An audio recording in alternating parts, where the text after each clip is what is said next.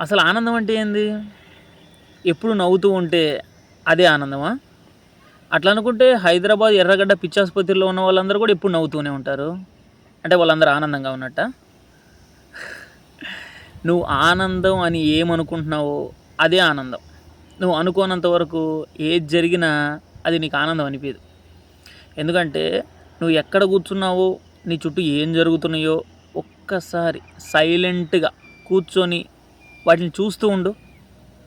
అవి నీకు ఆనందం అనిపిస్తాయి.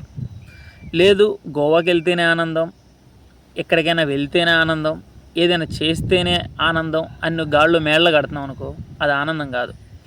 నిజమైన ఆనందం ఏంటి అంటే అనుభవిస్తే పొందేటువంటిదే ఆనందం.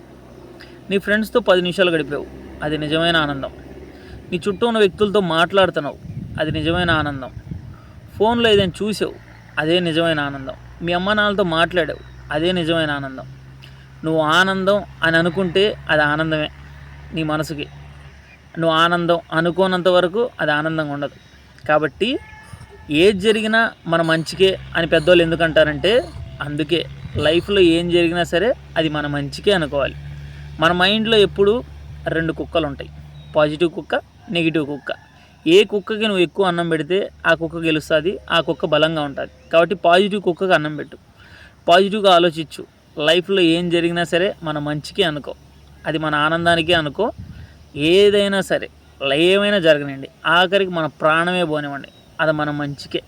ఏం జరిగినా సరే ఏమనుకోవాలి, అది మన మంచికే అనుకోవాలి. ఎప్పుడు ఆనందంగా ఉండాలి అంటే ఏం చేయాలి?